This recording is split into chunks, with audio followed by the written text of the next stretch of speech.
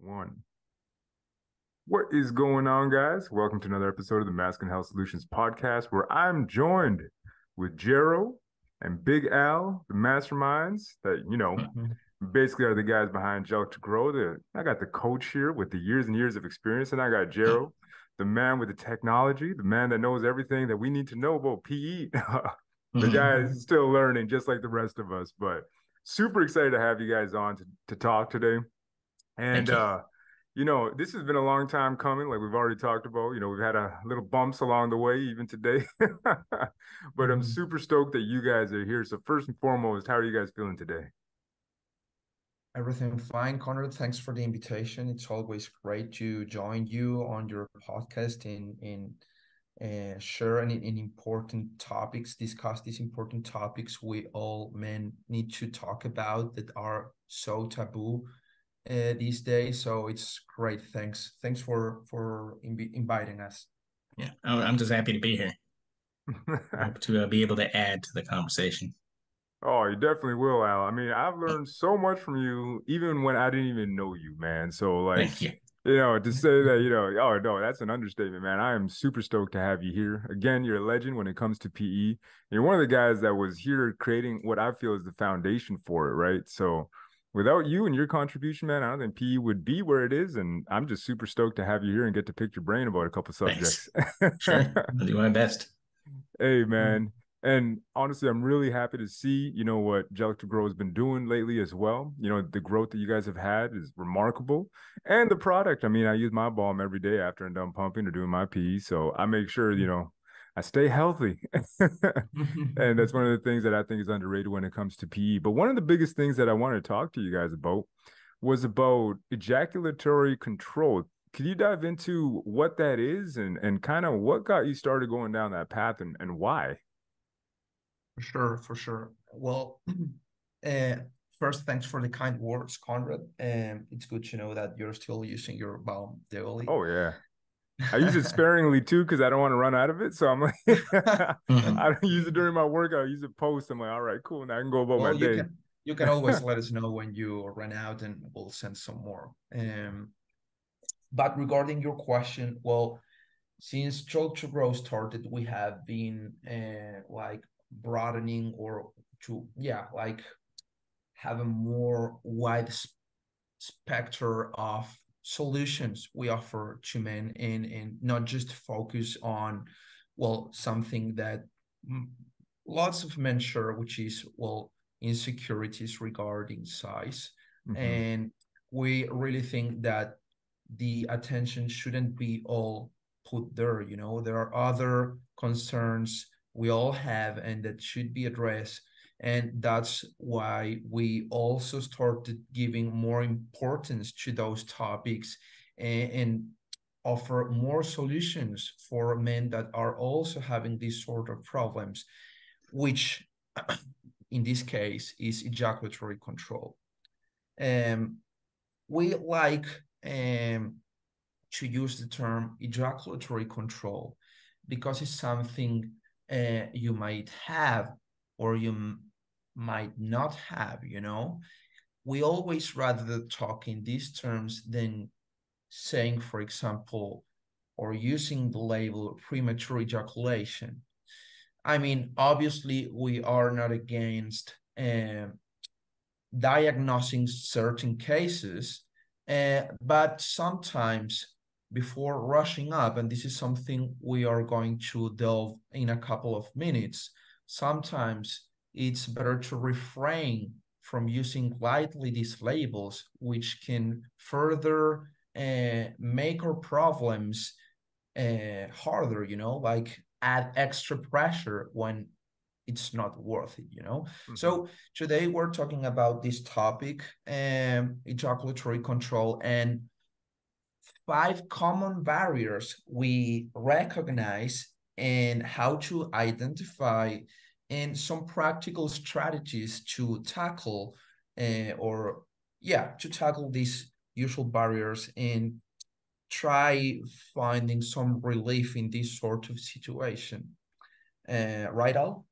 Yes, and I think the most foundational thing, as we discussed before, when it comes to training is to always start with the most basic. I think a lot of guys make a very big mistake when it comes to how they approach their training and how they implement that in real world scenarios. So that's why we tell guys, if you know, whenever I have someone sign up for the service and they fill out their questionnaire, I'm always looking at stand, and it's a big thing for me. I talk about a lot is erection quality. If a guy's having problems in that area, or they're just having, if they, and I'm not saying they have to be superstars, because you know we're all the work in progress, but if they're not if they're not at least satisfied with their performance in that area, focusing on that is going to be much better, because it's that's something foundational that you kind of you really should be doing before you get to the next step. It's like, you know, if you want to be a good runner, but you have walking problems, well, you need to fix your walking before you can run. And it's a very Yeah. similar kind of thing. And it also puts priorities on things, because I can't tell you the number of guys. Some of these guys have been training for years, and they're doing all sorts of, you know, advanced stuff. I mean, some of the stuff I'm surprised when I'm in the hospital with the level of work that they're doing, and then they're complaining about poor EQ. I said, you know, it's like you've put the cart before the horse. I mean, Yeah. EQ is something that when you're training, you should have that in the back of your mind at all times, and try as you progress to keep getting better at that. And it's something else I like to say is that uh, you know, even if your sexual performance is great, uh, if you're training for enlargement, you want to keep getting that EQ as high as you can get it, because that is going to drive growth. It's going to drive recovery. It's going to, you know, it's tissue expansion. All that's going on, and it's Mm-hmm. due to your EQ. If you have your, you know, if you have poor EQ and you're hanging 20 pounds, I mean, you're not going to make things better doing that. You're going to make things worse. You're going to exhaust yourself. It's like you just don't have the conditioning Mm-hmm. to get any benefit from that kind of work. So that's why we tell guys, you know, really start from the basics and start assessing yourself with the most basic training first, and see where that gets you. And it's not just the physical; it's also, you know, the mental slash emotional, because you know that comes into play really hugely. Yeah. Well, 100% to your point, I think, and I mean, I've always drawn parallels to the gym because for me, it's like, yo, it's the exact same, yeah, it's the exact same principle, man. Like it's a holistic approach, which I think kind of gets overlooked, especially when it comes to PE. But I'm like, yo, the body's global. It's not exclusive to one thing. You're not just gonna do one thing well if your mind isn't working the way that it should, and eventually you have a breakdown. You don't think it's gonna affect other parts of your body, especially when it comes to the physique, right? So no, Yeah, to your point, I think it makes perfect sense. And I think, I mean, from my perspective, it's kind of like, you know, if you start to quote unquote underperform or not do things the way that you think you should, obviously it's going to take a toll on you because mentally you're just checked out or you're stressed out before you even get a chance to get it in, right? So I think a lot of yeah, guys suffer with that as well, right? and that's another big one. You mentioned a very good point, because I know that there's a lot of analogies with the gym. Mm-hmm. But I think the one fundamental difference is, I mean, number one, we're not really building tissue, and that's, you know, I think guys think that too. So I think it's like bodybuilding where you're building muscle. Mm-hmm. You're not, Yeah. you know, with the exception of Kegel type exercises, you're really not training muscles as much as you are just expanding fascia and the tunica and ligaments. Uh, but another thing is that, you know, and I know a lot of us who you know, started our physical training because you know, we felt the need to improve ourselves. Yeah. Uh, you know, you can go into the gym angry, upset, anxious, or whatnot. You can use that, and you can even use that to your benefit.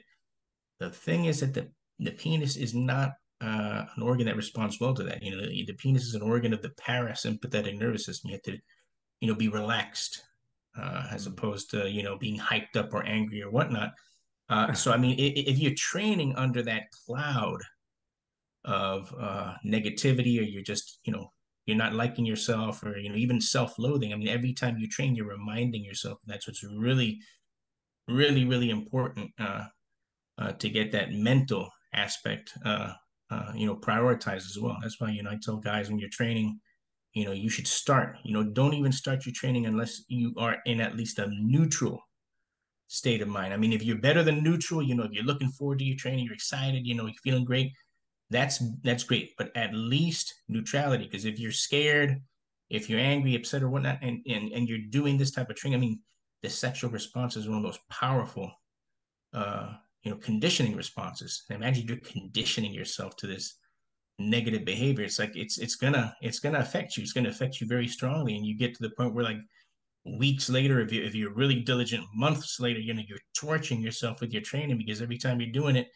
you're getting worse, because your mind isn't there, and you're not performing the way you want to, even for your training. So it becomes frustrating, and you don't want to do that. So really knowing the proper perspective to approach when you're even thinking, just when you're getting into this, is very important. Build that foundation. I see too many guys, they're not focusing on foundation. They want to do the Superman workouts, hanging 20 pounds, doing an hour of this. I mean, if you can get up to that point, that's great. Like the guy who, he walks in the gym, put 600 pounds in the bar. I mean, it's, I got it. you know, Yeah. you don't, that doing that is not in your best interest. I mean, it may, it may look great in the rack, but if you try to get it off the rack, you're going to hurt yourself, and Yeah. you're definitely not going to get any productive activity from that. No, 100%. And I mean, that's one of the things that I think translates over well from the gym, is just kind of like certain exercise, you have to build up a tolerance. But to your point, and I mean, that's one thing that I'm like, that's a very interesting concept that even for myself, I'm like, bro, I never thought about it from that perspective. It's like, yo, you can't train angry when you're doing PE.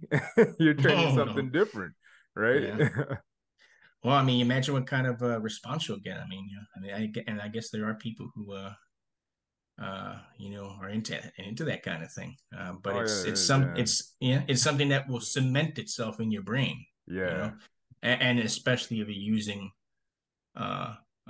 powerful stimulants like pornography. If you Yeah. include that into the again, you're wiring your brain to what you're seeing and hearing, Mm-hmm. and that becomes a fixation. So you have a lot of guys, and you hear it all the time. And I think a very common story most men have probably been through, where, and we might have discussed it before, but I'll bring it up again. Is that a guy he's in the middle of the act, and all of a sudden the erection starts to fade.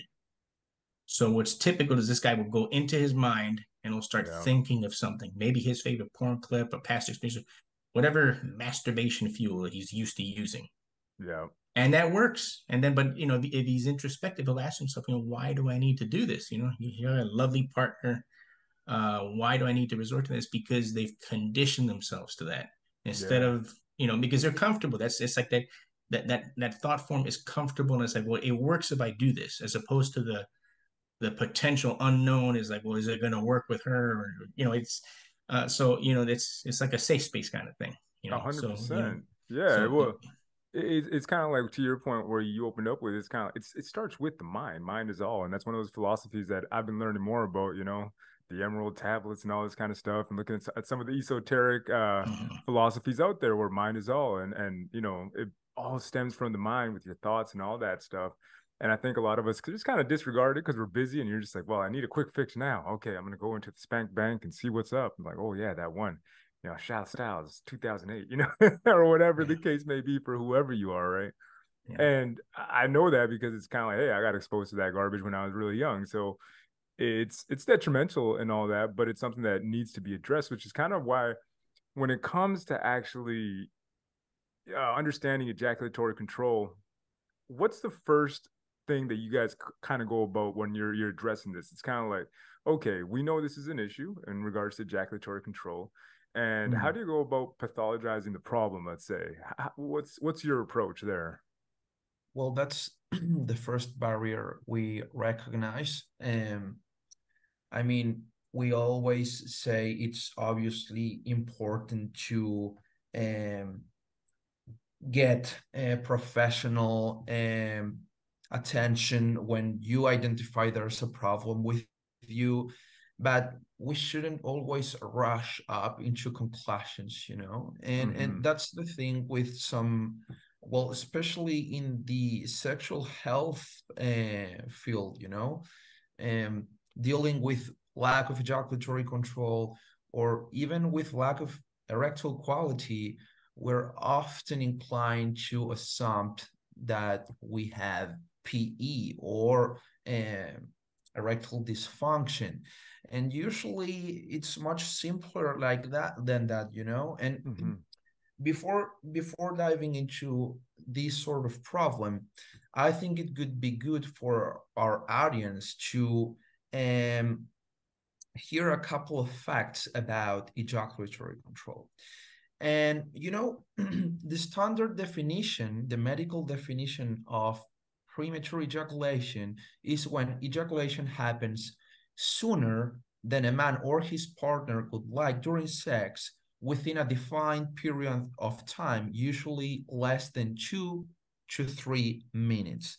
And I think this is a problem that it's great to discuss because, well, maybe probably most of us have been there. There's at some point of our lives, we might have been in a situation where we can last as long as we could like.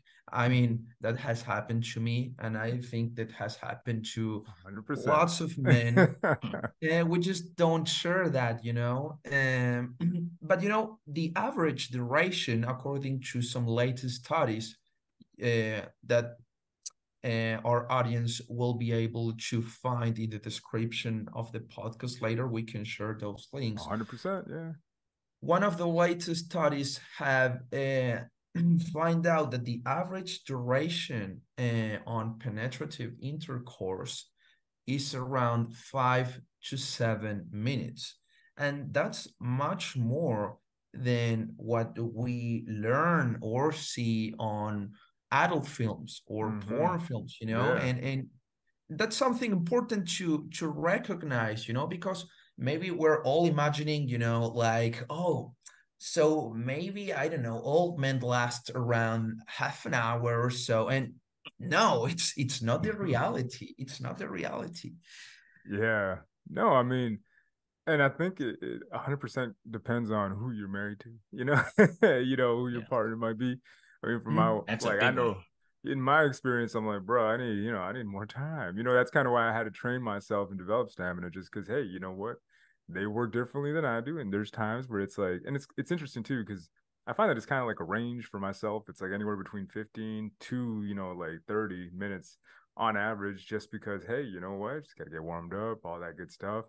But it's kind of always exclusive to the individual. I find that individual Yeah. situation is always different. And to your point about, yeah, porn, I thought when I was like a teenager, I'm like, oh, I got to last like an hour. I think an hour is good. All right, how do I Yeah. remedy this? I'm like, okay, I need alcohol first and I'll be good to go.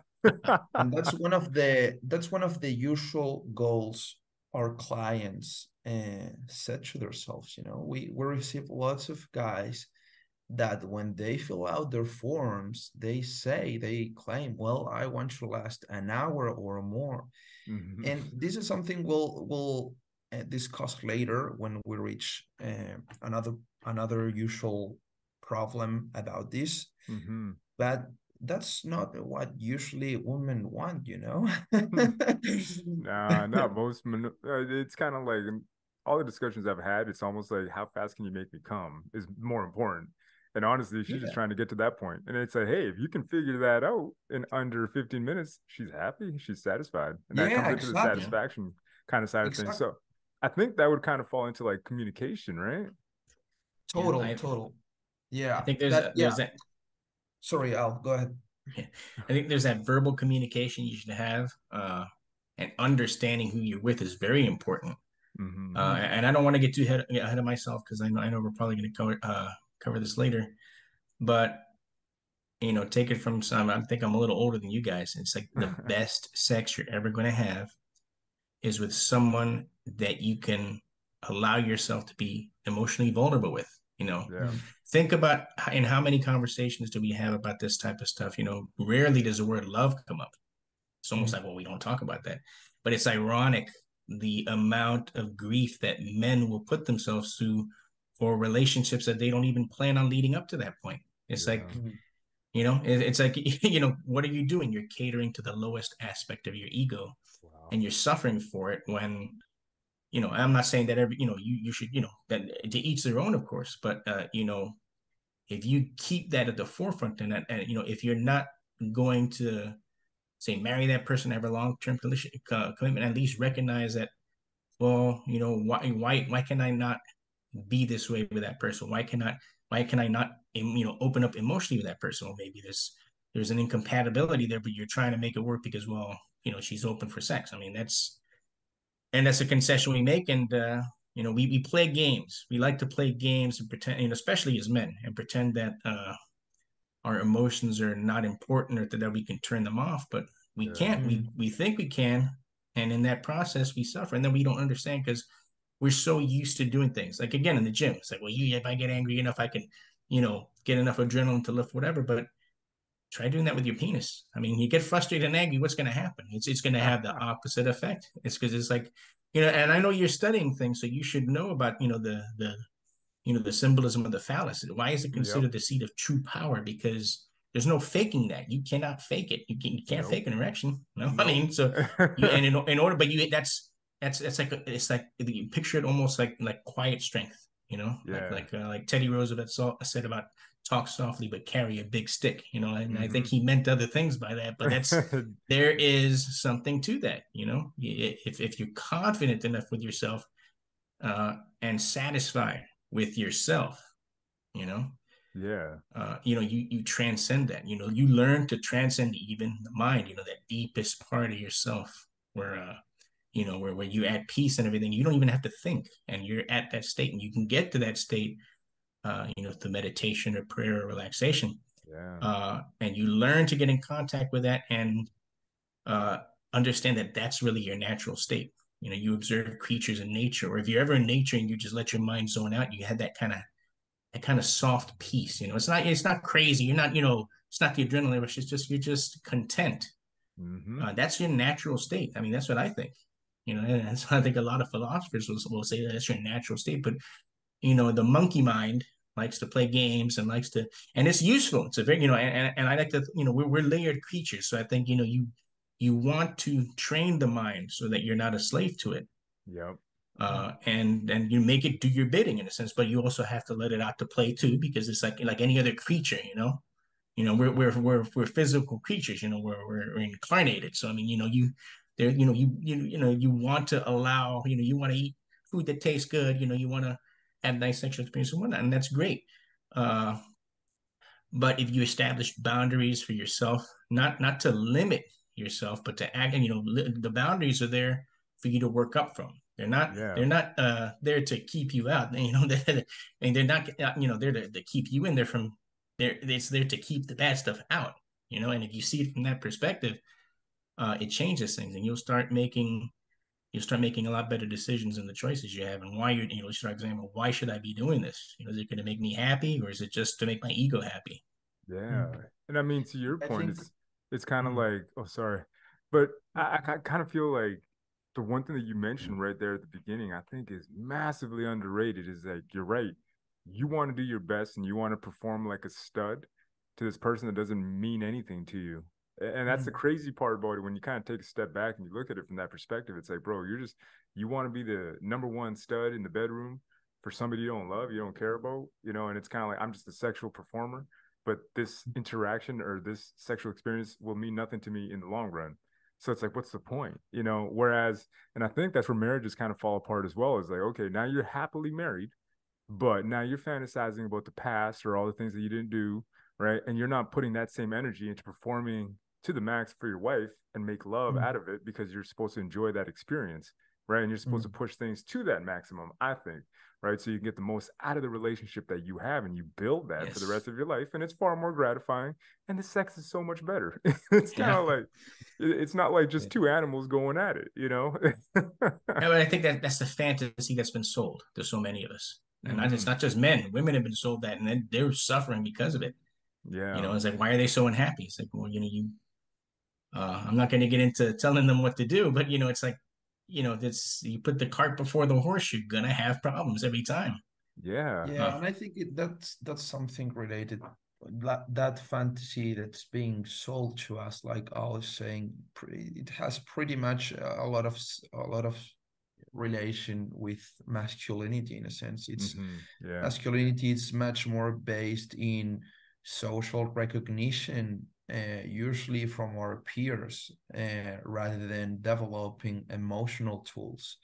And yeah, like Al said, usually I mean, obviously there are some medical reasons, but usually a big portion of this is psychological, or the mind playing its game, you know. And that's why we really suggest guys to be um, cautious about self-diagnosing themselves. And that's why I shared that fact about the average duration, because, well, if you think you have premature ejaculation for being 2 minutes below the average, then most of men have premature ejaculation, and it's not like that, you know. It's not like that.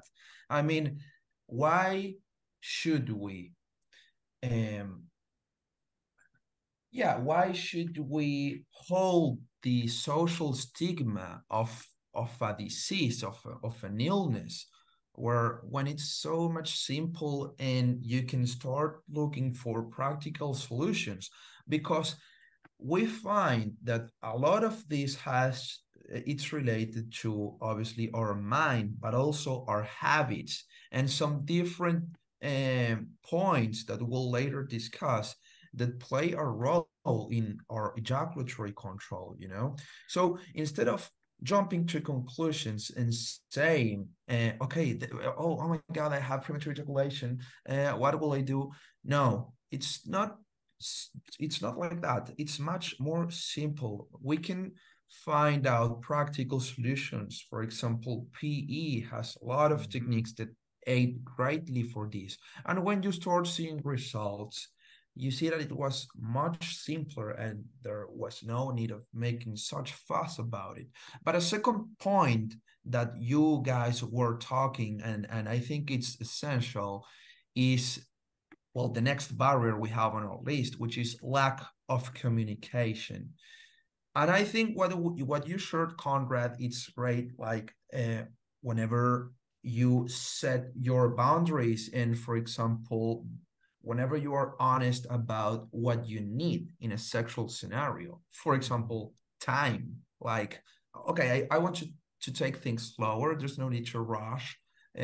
But also, I think communication should be about making a safe scenario, which obviously we can't uh, always demand this safe scenario in all our encounters. You know, we know sometimes those things, well, are ideal, and maybe when you meet when with someone you don't know much, well, maybe communication could be more difficult. It's not like whenever you find or meet someone new, you'll tell them, hey, I'm not lasting as much as I could. No, it's not like that. It's not like it's It's a not heck of like an that. intro, huh? Yeah, Yeah. I think it has much more.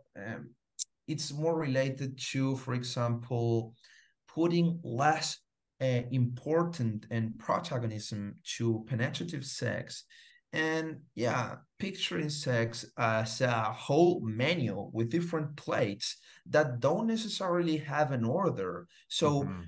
you could practically ejaculate whenever you want, and that's all right. So that's why you should always take the pressure of the instance, because you can always go for a second round, or instead Yeah. of picturing how is this that you call this in English, like this sort of initial play, Oh, foreplay. foreplay. Like, Yeah. it shouldn't be necessarily pictured as something that should be in the beginning, but it could be after ejaculating, or you could do it multiple times throughout the whole experience. And if you do that, you start taking pressure to what we picture as the main course, you know? And if you Mm-hmm. start putting all your self-esteem on that main course, and just enjoy the different flavors of the different plates that you can enjoy throughout sex, well, you'll start feeling much better. Yeah, I mean that makes perfect sense because it's just kind of and that goes back to my point where I was thinking about that, where it's like it's always dependent on the individual situation, right? We're all different. we're wired different. We enjoy different things, and that's kind of why it's like we can't just all do the same thing, expect to have the same results. Especially when young kids are watching porn from a young age, and they're expecting to last like 45 minutes just because that's what they see. But that's their reference point, right? So I think one of the biggest things that you guys are doing is basically changing the perspective of, hey, it doesn't have to be the way that you saw it, Yeah. or the way that you're seeing it, because your perspective can be well, not altered, but just changed, right? And then you realize like, oh, wait a minute, I didn't even know the statistics existed. Wow, Yeah. so you're telling me I don't gotta last longer than a racehorse, you know? It's something that's not talked about as much, but it does affect older guys too. Uh, uh, is over conditioning. Mm-hmm. Now that can come from training, but it's not necessarily over conditioning in the case of older guys. Uh, it's just like sometimes it's a natural process. Like, well, maybe these guys want to ejaculate at 10 to 15 minutes, but they find they just can't orgasm. That Yeah. happens. That can happen. So when we talk about ejaculatory control, it's actually kind of like it has extreme ends. You have the guys who don't feel they can last long enough, then you have the guys who they'll go at it for an half an hour and they just and some That's I true. think a lot of that too comes from bad masturbation habits. Like these guys Mm. use like a very tight fist and they're edging for whatever an hour. They Yeah. go and they have sex with a normal person, and they're inside a vagina or whatnot. It's like, well, it's not the same level of pressure, so it's like I can't get as stimulated. Interesting. So Yeah. That's true. when and that's why when it comes to these exercises, for example, I tell guys with edging or stop and starts, as we like to call it, it's you shoot for a goal of 20 to 25 minutes. And what's interesting about that number, if you're familiar with cardiovascular training, they call that 20 minutes like a threshold. It's like Yeah. when you can, if we can't run or something for 20 minutes, it's like you can go and then you'll crap out, you know. Yeah. But when you get to that 20-minute mark, you hit a kind of threshold where you seem to be able to. I mean, now you won't be able to run forever, but your drop will be, it's like much more. Minuscule. It's much more Mm-hmm. slow. So you get to that 20 to 25-minute mark, you become proficient because then you could tell, you're still within a zone to where it's like maybe you want a quickie, so only Mm-hmm. have 5 minutes. Okay, well, you can do that. Or, I can go longer because now you know how to pace yourself. You can train up to that point. So that's why, I tell guys, in very rare exceptions, should they go over that. But if you can get to 20 to 25 minutes and this is the key because this is something that the first goal is that temporal goal. You get to Mm-hmm. that goal and then you refine. So because there's a good chance that during that 20 to 25-minute mark you're probably not 100% erect on the whole time, but Mm. Yeah. once you get to that zone you don't have to worry about the time anymore. Focus on quality, and that gives you Yeah. everything. That gives you the hardness as well as the stamina. Yeah, there are Mm-hmm. so much things to put your attention on rather than time. And we usually picture like how much will last as the barometer to the quality of sex. And sure, you might last for an hour, but you might be doing things really wrong. You Yeah. Yeah. might be not doing anything to your partner, and it's there are so much more important things and more fun things to put your attention on, just like, for example, well, how much pressure you use, how you move your hips, uh, Mm-hmm. the level of depth on penetration, and the different things you can enjoy using toys. There are lots of things to do, and I think this really is about what you mentioned, Conrad, which is having good communication, but also another barrier which we recognize, and this could be opposed to what I'll mention in these sort of cases when men overcondition themselves. Well, you can overcondition, but also you can condition also by your masturbatory habits or patterns, how you give yourself pleasure. You can also develop a sort of sense where you hurry throughout the whole experience, you know? Mm-hmm. Yeah. Usually we picture masturbation as something you get done quickly. Like, oh, I need some relaxation, so I'll do this in 5 to 10 minutes, and it's just like, I don't know, something to get relaxed quickly. And that really translates in how you touch yourself, and how you start picturing sex. And usually it's also related to porn in the sense that, okay, you see that some really intense thrusts and movements and the speed and that's equal to the best pleasure you can provide. But if you start doing that, well, obviously you'll lose your endurance in 3 to 4 minutes. Yeah. And there's no need to hurry. A lot of these guys, they use it as a stress relief mechanism. I hear a lot of guys, they talk about when they get home from work, that's the first thing they do. And it's a stress release. I mean, and that's, you feel good for a little while, the dopamine hits you, then you're relaxed. I think if you've heard about studies about animals who are locked up in cages, like some of them, that's all they do. They'll masturbate themselves into exhaustion because they're terrified, but it makes them feel good at least for a little while, And it's kind of like a same scenario, I think, in some way. We're humans, we feel the same kind of emotions where it's like, oh, I just get out of this job, so I'm, coming home and relax. What can I do to take the edge off? Okay, do that, and it is temporarily effective. The only problem is that if you're doing that, hurriedly, or you're using, the porn in conjunction with it, you're actually going to cause problems in the long run. Those conditioning issues we talked about. 100%. Yeah, and I think a good example here, because well, one barrier we also recognize, which is something I think that has been widely covered in depth in this show and even in other episodes where we participated, which is, well, visual stimuli dependency or using porn. But to not delve more into this, which has been widely covered, I think we can, to close that chapter or that barrier we recognize, I think there are a couple of examples Al can share with us from his experience as a coach, which is the difference we get to see on clients whenever, for example, they start doing their etching, their stop and starts, their stamina work without porn. The difference they get to see is tremendous, right, Al? Oh yeah.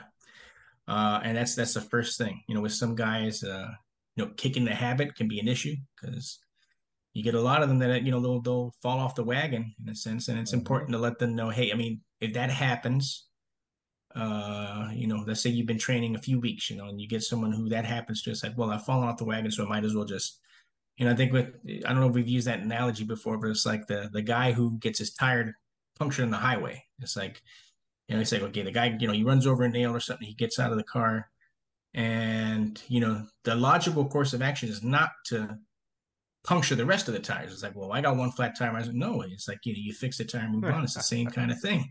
Yeah. If you fall off the wagon, it's okay, well, I fell off the wagon, let me pick back up, and instead of dwelling on it, understand that you're human, these things are going to happen, but remember how that made you feel. It's like, well, I don't like that feeling I got afterwards. I don't like the reaction. It's like, well, remember that, as opposed to feeling bad about yourself and using it as an excuse to binge. Yeah. And to your point, it's one of those things where too many people are like that. I think a diet, right? Like I got some clients where it's like, well, I had an ice cream, so I might as well have a pizza. Yeah. I might as well. Yeah, and instead of a cheat meal, it turns into a cheat week or a cheat month. Yeah, and then that's a common thing. But you take those necessary steps, because like you're like, all all guys are different, and sometimes what's interesting is, and I think we've all been there, it's also situational. Like maybe there's that one person that you have anxiety about, while with other people you're great. So training towards that perspective is really important as well. But it's also about being honest with yourself, and being something we don't often do is being compassionate towards ourselves. If you're in a scenario where, let's say you have a date and it's going to end in an encounter, but you're not feeling good about it. There's that ego part of you says, well, you have to do it and whatnot. What is she going to think? But if you're panicked about it, and listen, I mean, you can do what you can to slow yourself, but there's just sometimes it's just, you just can't do that. Be honest to yourself, and maybe put it off for a little longer until you're comfortable with it, and sometimes give yourself that time. I mean, there's this I know there's this illusion, I guess, again, from the common stereotypes of masculinity where a man should be able to, at the moment's notice and whatnot. And I guess you can train yourself to get up to that point if you want to, but if there's an obstacle, there's sometimes maybe examine the obstacle. And a lot of times you'll find that there's a reason for that. Sometimes it's, well, maybe this isn't the right, a lot of the guys, what they worry about is a negative reaction. And it's sometimes based on that, that person's personality. It's like, well, they're not a nice person anyway. So I know if something bad happens, they're going to, it's like, okay, but you're putting yourself in that scenario and you're trying to prove something to yourself. Why? Because your ego is telling you, well, I have to go through with it. When you're not having a good time, in the end, you're really not having a good time. It all goes back to what we were talking about. It's like, about, giving your attention to those people that are, maybe don't have your best interests at heart. And it could be said, well, are you wasting your time doing that? Yeah. Are That's you true. making things worse for yourself? Making good choices. How many of our relationship problems would have been avoided if we kind of, if you didn't feel right about something, it was like, okay, let's look at things objectively instead of just, going with what the monkey mind tells you to do. Is okay, take a step back. Why do I feel this way? And examine that. And if, it's like when we meditate, it's like those unwanted thoughts come into your mind.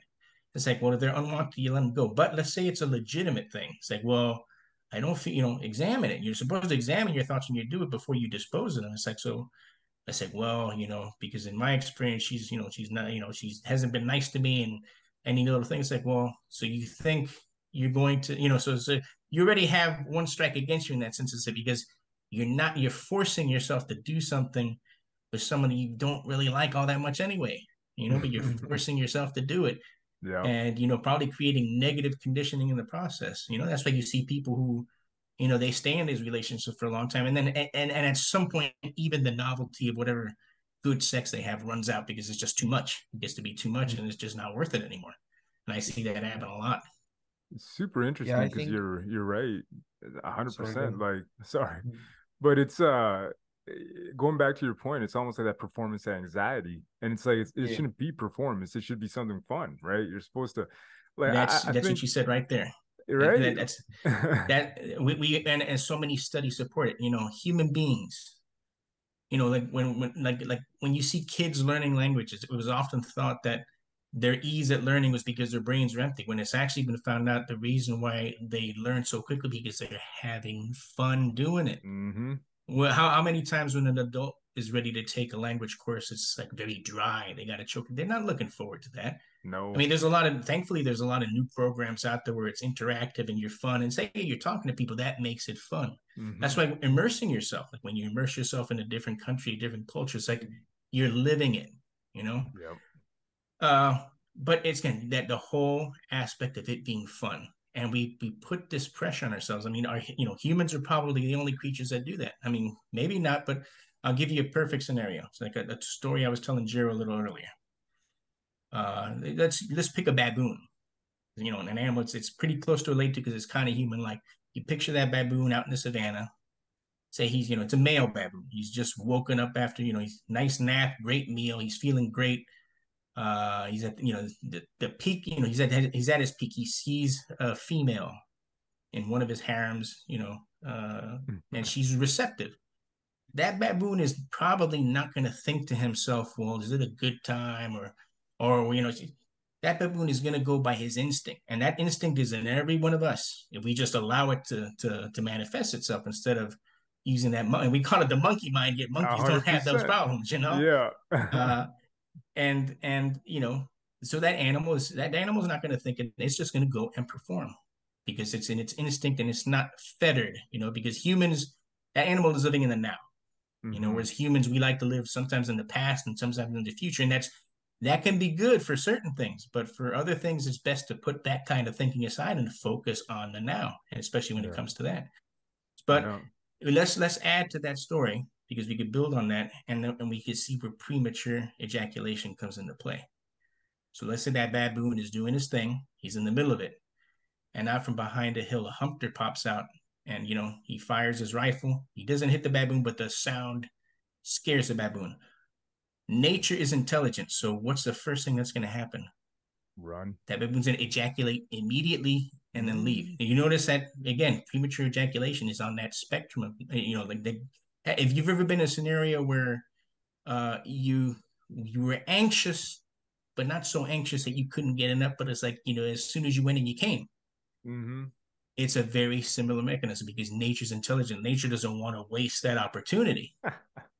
So the animal Wow. ejaculates and runs off. And at the very least, he might not have had so much fun, but he got the job done.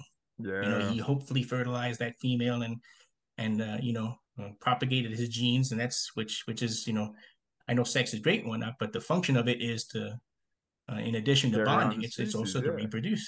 So Yeah. so that nature is very intelligent, and that's within us. And if we understand that, it's like, we're going to say, okay, this is not that it's an evil thing or you're not being punished or whatnot. It's actually a function. It's like, well, nature's making sure that if, well, with humans, we don't have, usually don't have hunters trying to kill us, over the hills or whatnot. So, but we create our own monsters, and those Yeah. monsters, become insecurities and then performance anxiety. It's like we're creating something in our mind that doesn't exist, but we feel it. So to us, it exists, and your penis doesn't know it. It goes by what you're feeling. So, if you're feeling kind of anxious, I mean, enough to get it up, but, not so much that you can enjoy the process. Boom, you put it in, you Done. ejaculate. Well, Yeah. by nature's standards, you got the job done, even though you didn't have fun. So if you understand the mechanism and the reason, and you start telling yourself, well, this is actually a natural process, and it's happening because I feel this way, go to the source. The source is your anxiety about it. So you need to learn to alleviate your anxiety. You should, and that's what I tell guys. If you're, and look, it's normal. I mean, I'm not telling you to be 100%. As a matter of fact, research has shown that a tiny bit of anxiety, like a little apprehension, can actually heighten things. So, I mean, because, I mean, imagine if you had to be 100% calm, none of us would be here. That's, Exactly. we're, Yeah. You need a little bit of it. a little bit, but as long, when it gets to a point to where it starts getting, fairly moderate, that's when you have things like premature ejaculation. And if it goes past that, then you start having, actual erectile, dysfunction. Mm-hmm. You start having degrees of impotence. Yeah. So, just if you learn, if you're having fun, if you're looking forward to the experience, well, hopefully much more than you are dreading it, Yeah. then you're in a good place. But if there's so much dread there that you're, instead of, wow, I'm going to be with this person, if it's like, oh man, am I going to be okay? I mean, you're not having fun, and your Mm. penis doesn't know the difference. It takes its clues from your mind. Yeah, that's true. Exactly. I think that's something worth asking to ourselves prior to an encounter, like, am I doing this seeking for validation, or am I doing this to have fun, and both are sure legitimate pathways, or yeah, paths to building up your confidence. Sometimes we might need one, we might need the other, or it can transition, it doesn't, it's not bad to feel good about yourself for performing good, or wanting to performing good. I mean, obviously that's directly correlated to our self-esteem, and sure, it's great to polish up our techniques, but I think those should be tools for us to develop, to share with others, and have more fun, rather than demonstrating the whole vast arsenal of techniques to progress your power, Mm-hmm. Uh, but I think it's always good, to ask yourself that question. Why am I seeking for validation, or I'm looking for fun? Yeah. Yeah, and you want, and I think, another part of it is you want that other person to like you. I mean, if you can make her feel Yeah. good, of course, and and then, especially with the male female relationship, and science supports it, Yeah. about about that bond that women will have when they orgasm. It doesn't even have to be a male, and that they, whoever they're with, that person makes them orgasm. They have this really intense chemical bond. They cleave onto Mm, that person in a sense. mm, Yeah. And I think we want that. But again, look at it from the perspective. And I mm, guess it's interesting because I talk to all sorts of guys, and I talk to some guys who talk about how they reserve like that, like what Gero was talking about there, that full course meal, they reserve that only for special people because they've talked about how, well, like one client was telling me he calls it the treatment, and he says, well, I gave her this girl that I was with, I didn't like her all that much, but I gave her the treatment and she fell in love with me. It's like it's like she became bonded to me in a sense. Yeah. And it's like, I tell guys, I said, be careful who you're playing with, because, you go out there and you're doing this thing to make yourself feel good, and you're disregarding what you're doing to this other person. And let's say, you feel great about yourself. So maybe you're confident, or, and that can come from legitimate confidence, or it can come from like that dark side of male enhancement we talked about before, where you guys who they kind of just, they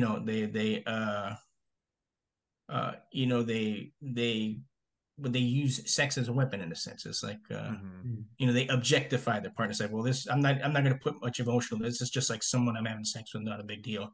Yeah. But they, it's like they want to, they're impressing their own ego. It's like, ooh, I really gave it to her, and this girl falls in love. It's like, no matter if me feel like this, and she bonds to him, and then he's trying to get rid of her, and she's insistent, and it's like, well, what did I do wrong? I said, you're playing games with people's minds, playing Yeah. games with people's emotions, and you have to be very.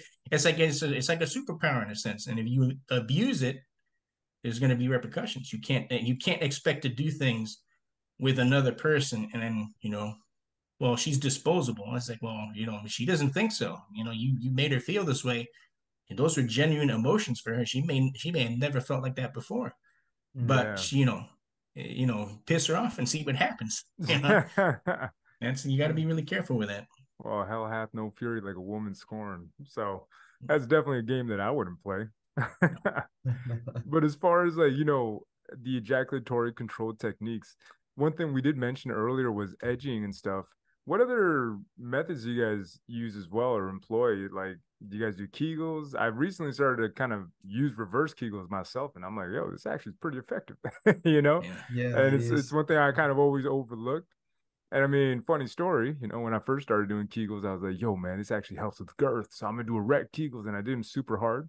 And I gave Mm, myself premature ejaculation. yeah. Strain your pelvic floor. That's probably what would happen. Yeah. Exactly. Yeah, Yeah. man. And I was like looking into it. I'm just like, God, man. I'm like, okay, so I didn't allow enough recovery time. I was fatigued. And, God only knows what else I did in there. So, as a word of caution to all the guys who are getting into doing Kegels and stuff, proceed with caution and maybe talk to a dude like Al to get you kind of set up straight, right? But what are some of the techniques that you guys employ, and what have you found the most success with? Yeah. Well, the Keikos, I think they establish a really solid foundation. They train the pelvic floor, and kind of to lead up what you were mentioning about, and I'll give away a little bit of the free advice here. Is like I tell guys, when you're performing your erect Kegels, contract only as hard as you need to accomplish the reps, because you have a lot of guys that they get into their Interesting. minds are going to contract as hard as possible. Yeah, I was If that. you strain that, what they call the PC, the pubococcygeal muscle, or some guys are using more than just those muscles. That's a hard muscle to isolate. So I mean, you got Hmm. guys that are contracting their anus and their lower abs and Everything. whatnot. Yeah. If you strain muscles in that area, it's not like you hurt your biceps curling, you can immobilize your arm for a couple of weeks or whatever, and you'll be on. You can't. The pelvic floor isn't like that. You use those muscles for everything, even breathing. You breathe hard, you feel it. Turning, digestion, going to the bathroom. Ugh. So yeah. So I mean, I tell guys, get to when you can get to a point where you can do 50 reps of the 5-second erect Kegel. Then you can start experimenting with things like towel raises and more intensity techniques, but really develop that rock solid. Think stamina. Think of like a long distance runner. And if you have that, it's like like old school bodybuilders. There Mm. used to be bodybuilding camps. They called them Yeah. physical culture camps. And the first thing they would have these guys do is run. I said, why are we Hmm. running? I said, because you develop that foundation. You have to have a strong heart. That way you Hmm. build upon that, and things will be good. You recover better, more vascularity and whatnot, more efficiency and, cleaning out toxins. Whereas you got these guys, and I'm kind of guilty of it, because when I started training, I didn't give too much mind to cardio. But I learned later the importance of it, and Yeah. how you're doing that cardio along with it, or at least get it to a level to where you're proficient.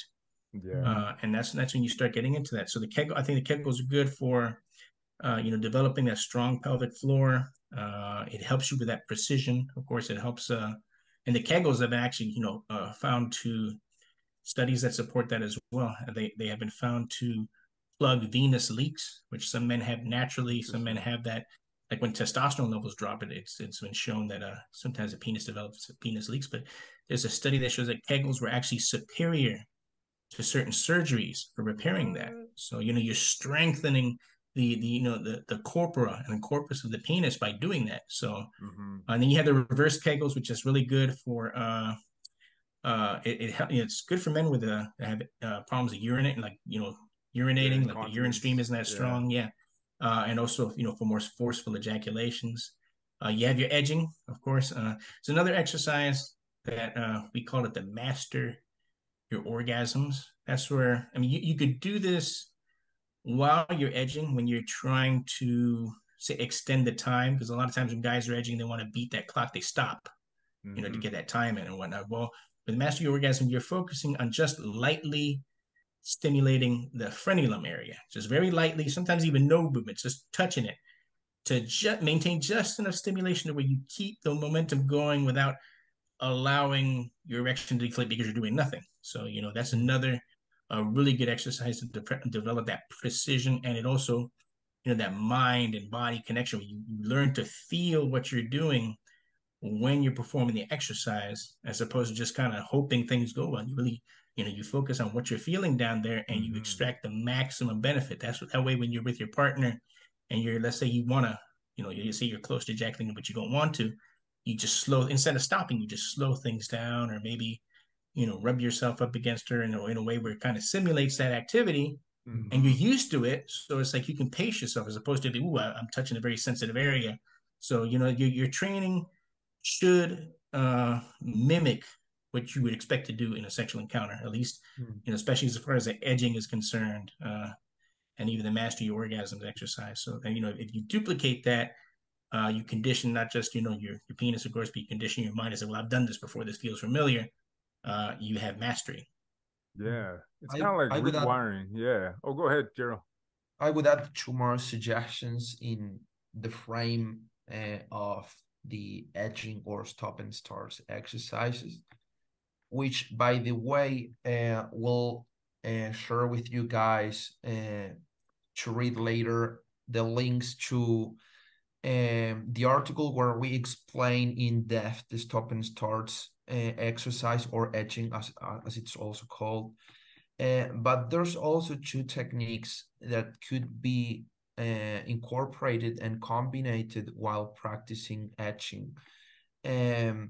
One could be pictured as having a similar purpose to what Al said, but it could be the inverse in a sense when guys are too sensitive to stimulation.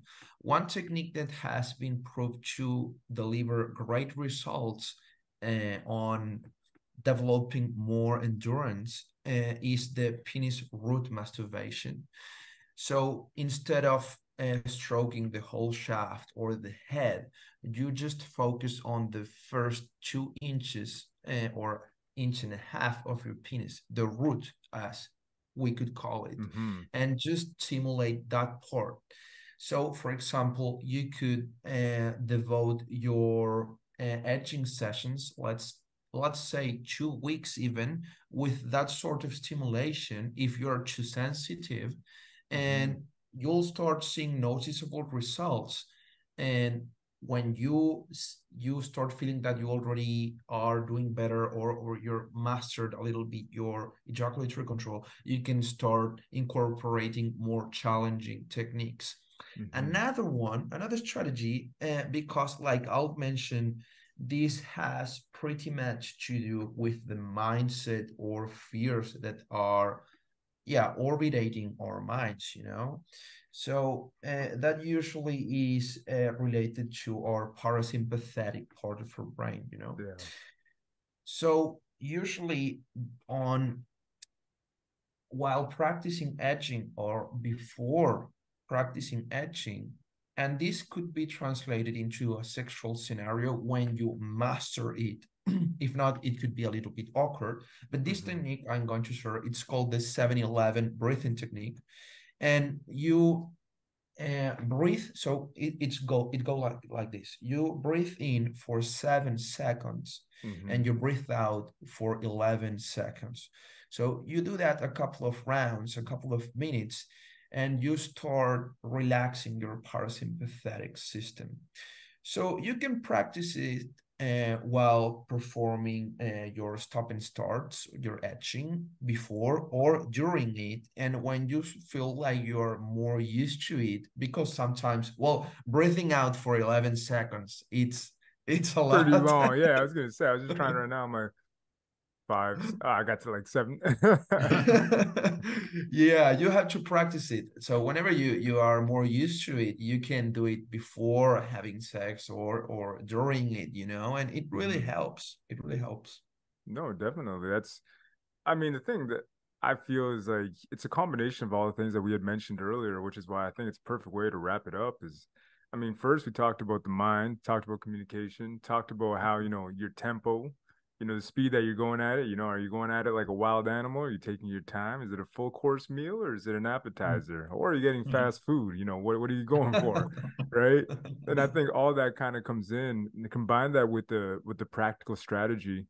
And I mean, we mentioned before too, as well, like the visual stimuli dependency that you guys were talking about. And I think that's a huge factor, like a Mm, massive factor, right?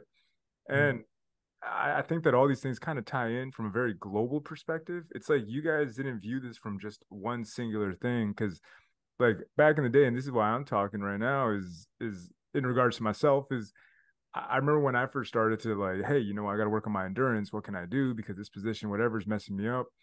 And obviously I as a man just kind of looked at it more than anything from like, okay, what are the exercises that I should take? I never thought about the mind. I never thought about mindset. I never thought mm, about how maybe visual stimuli was probably affecting me. Like Mm. I didn't think of any of these things until later on as you get older. You're like, wait a minute, this all ties in. It's all part of a bigger puzzle. Right. mm, And I think what you guys have put together here is a very, very, very excellent, way or approach to go about making sure that every part of every aspect of your ejaculatory control is actually taken care of, man. So, kudos to you guys and shouts out to the clients that are making gains right now, because obviously they mm. are with this Yes, approach. Thanks, Conrad. Yeah, appreciate that. I think it's always great to keep this holistic approach, like you mentioned. Mm-hmm. Like we have to train our minds and criticize the social demands imposed to us. But it's also great to, yeah, to train our bodies. So it's great to do both things, on this holistic approach. We like to encourage our clients to try. And so to wrap up, I just wanted to say that most of the techniques we mentioned on this show will be shared on the description if possible. Conrad, we Oh, have an 100%, man. article. 100%. Great. Yeah. We have an article for each one of those techniques, so you can later dive in and read more in depth each one of them.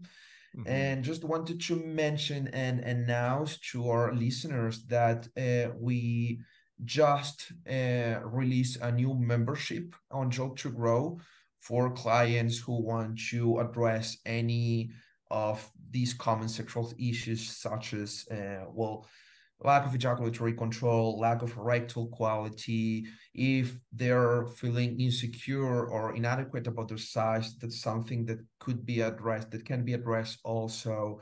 Lots of different outcomes that we can help our clients achieve. So we are releasing this new membership that includes personalized programs, weekly coaching calls with Coach AJ. Mm-hmm. So he will be guiding you each step of the way, meeting you weekly. If there's anything to adjust on the routine, that's something that can be done. And a balm of our joking balm that can be renewed each month for free. And any on the beginning, you can also choose any of our products on the store to incorporate on your growth journey. Nice, nice.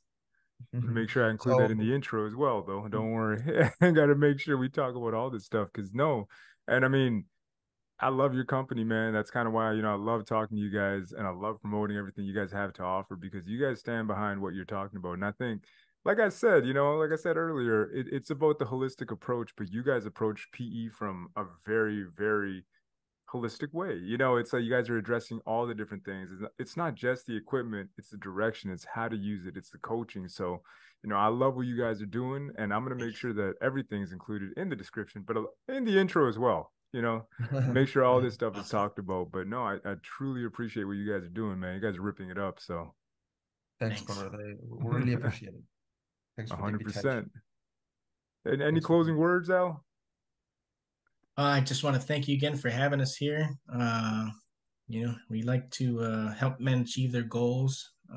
So for some guys, it's a pretty easygoing kind of thing. For others, it's much deeper, and there's nothing like hearing guys talk about having had those epiphany moments. It's like they Yeah, just they talk about it. It's a liberating feeling to get that perspective and to come out on the other side of it, and hmm, you have understanding. You develop that understanding that comes from having been there, and you say, well, yeah, now I know why. Now I know why I went through what I did, but I also know that I did it myself. I was able to do it. I was able to get out of that hole yeah. through my own efforts, and now I'm on the other side of it. And hopefully get to a place where you never have to worry about it again. It's unfettering. Like you become unfettered by Yeah, those emotions that used to hold you down. 100%, man. Jero, any closing words on your part? Nothing more. Thanks, Conrad. It was a pleasure. Absolute blast, guys. Like I said, it's always a pleasure talking to you guys. Always learn a lot. And again, for any questions or anything you guys want to learn more about, be sure to check out gelatinrow.com. All the links are going to be in the description. You better believe that. And again, thank you guys for listening to the show. Hey, Al, Gerald, next time we got to get Paul on too. But Yeah. definitely had a great time talking to you guys. Until the next episode, we'll see you then.